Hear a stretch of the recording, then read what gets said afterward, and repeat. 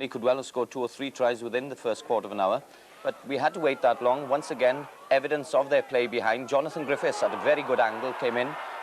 Normally a fullback, but playing on the right wing. Roland Phillips, the new Welsh wing forward, up in support, but for once, not many black shirts there and too many defenders.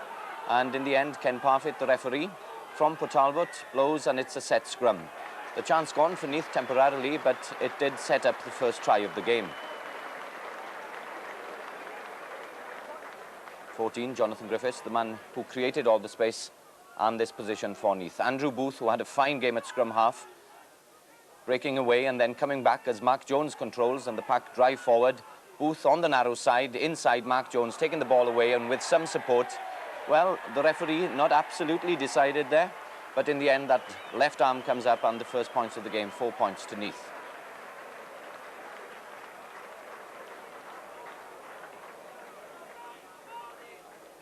Inevitable almost that a try would come for the All Blacks. And it's Lloyd Isaac, number 6, normally a hooker, Welsh youth hooker last year, but playing in the back row, and he supported Mark Jones over. It took almost 20 minutes for Bridgend to come up near the Neath 22. Good hands by Aled Williams, always a positive outside half. Gareth Williams was captain for the afternoon, number 8 there, in the absence of John Morgan. He leaves the ball for his fellow forwards, and this position, the hands are on the ground there. Ken Parfitt looks. And in the end, it's a careless foot by one of the Neath forwards, and that's penalised, and it's a fairly easy penalty position for Bridgend. And Aled Williams, the outside half, the man with the responsibility to try and get their first points.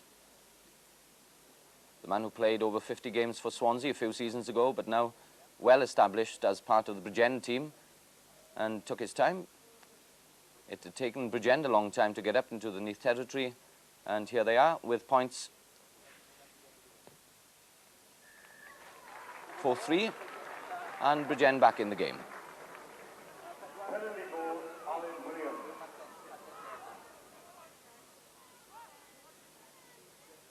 Bridgend depleted in the back row, 2 newcomers there, Andrew Morgan, number 7, but once again, Steve Powell this time, not the most cultured of centres perhaps, but a tremendously strong runner, right through, and as he's halted at the end, up comes Roland Phillips once again, and then David Joseph on the charge, his first game back since being banned for a game by the club for that headbutt against Brian Vizard of the Eagles a few weeks ago. He sets it up once again, and the Neath forwards trying to keep that ball alive.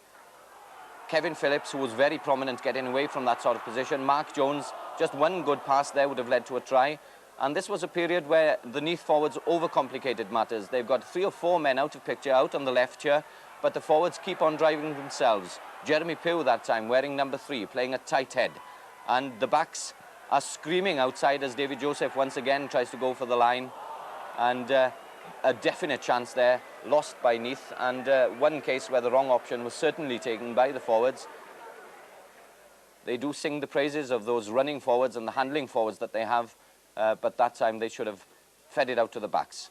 But a further try did come. Andrew Booth in trouble at the start, but out to the young outside half, Adrian Davis. Good play by him, Paul Thorburn, the captain, and galloping up on the inside is Hugh Richards, the international lock. And that's the second try for Neath, 8 points to 3, they lead.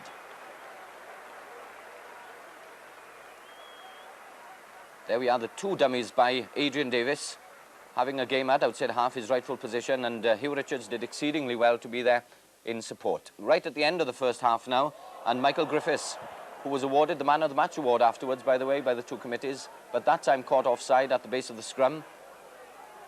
A bit reluctant to give the ball away to Neath. And in the end, Paul Thorburn decides to go for the 3 points. No success as yet for the Neath captain. He'd missed with 3 attempts at goal. Paul Williams had missed with 1. But this time, Thorburn showing what he can do. Struck it cleanly. 3 more points for Neath, and 11 points to 3. Bridgend coming back right at the end of the half. They played about 5 minutes of injury time at the end of the first half, but Andrew Booth clearing. And the final whistle of the first half, 11 points to 3 to Neath. And had they taken all their chances, well, they would have been absolutely clear, and they would have led by about 20 points. The second half started rather quietly, 10 minutes of quite static play in the middle of the field, but then a further score came. The scrum on the Bridgend 10-metre line, and some untidy play to start by both sides. Not good ball, and Booth makes it even worse. Paul Williams picking up but failing to find touch, and likewise the Bridgend defence. Michael holding the left wing, giving it to Jimmy Morris, normally an outside half, who came to Bridgend from Llanharan. And the pressure is back on the visitors. Paul Williams, high kick there. Just a suggestion perhaps of a knock-on. Was it Booth or was it one of the Bridgend players who touched that? But this is where Neath are strong once again. Kevin Phillips, number 2, ripping the ball away from the maul, standing on their feet. A feature of the Neath game all afternoon, and the absence of the pile-up was something to welcome. Kevin Phillips driving forwards, and then perfect ball being laid back, and Booth sweeping it out. Adrian Davis, good handling behind, the pass in front of the man, and Graham Davis, the left wing, using Thorburn as the decoy. The gap opened and through for the first try of the second half, and a very good one at that. The backs, crisp handling, and the gap opened. Both Glenn Webb and Jimmy Morris stayed out with Thorburn, and that was enough for Graham Davis. His speed took him through.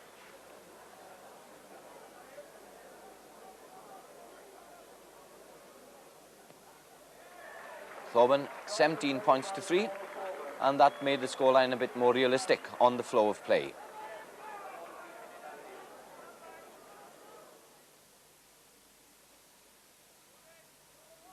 An interesting move by Bridgend, the ball straight to John Apsey, and outside half Aled Williams looping around him, and then to Glenn Webb.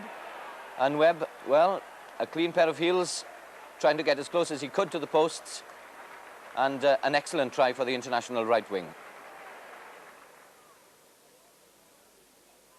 Bridgend have had their troubles with goal kicks during the season, but Aled Williams on form yesterday afternoon and brought his side back within 8 points once again.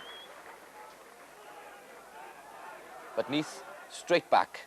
4 international forwards there, Mark Jones at the back, Roland Phillips, Hugh Richards, and here's another one as well, Jeremy Pugh, running so strongly, a great favourite at the Knoll now, the man who had his first cap for Wales last Saturday, had loose head prop, playing a tight head yesterday, and he's turned. The rest of the forwards are there. Paul Jackson once again very prominent, and the final delivery by Kevin Phillips.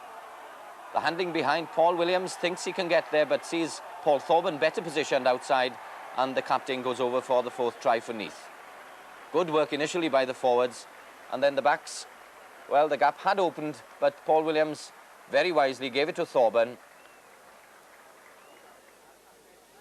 And the fullback himself, having gained some confidence now with his goal kicking, and one of the best efforts of the afternoon. Right from the touchline, the crowd on the bank, they're thoroughly enjoying all the open rugby that they'd seen.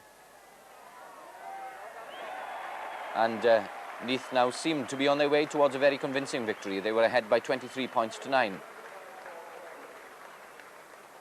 But to their credit, Bridgend never gave up the struggle, although they were outplayed for long periods of the game. And Michael Griffiths takes the ball quickly from the base, and a clever little kick, and then the pace of Glenn Webb once again, beating 4 or 5 defenders for the touchdown and getting those red gloves on the ball before anybody else could get there.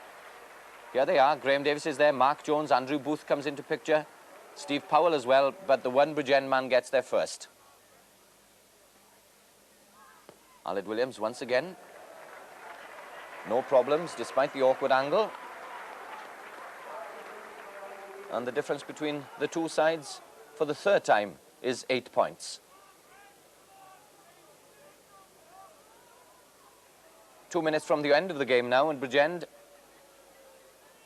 right down there on the line, and if they were going to come back into the game, they had to score from here, and it's good control by the pack, pushing straight forward. Gareth Williams, who led well from number 8, just picking up, and the simplest of tasks, just to put the ball down, and the try is awarded. And Aled Williams with a chance to get the side back within 2 points. 23-21, and the Neath supporters couldn't believe it after the dominance that their side had shown for long periods of the game. But they did get back up into the Bridgend territory, and there was time for one further score. 5 minutes of extra time having been played. Roland Phillips again, and the forwards on their feet, Jeremy Pugh and then David Joseph, and good handling, the feature of the Neath game, forwards and backs, and Graham Davis is quick enough to get into the corner. Andrew Morgan, the wing forward, couldn't quite get to him. And the game demanded a good climax, and Paul Thorburn provided that with a majestic conversion. So Bridgend lost for the 5th consecutive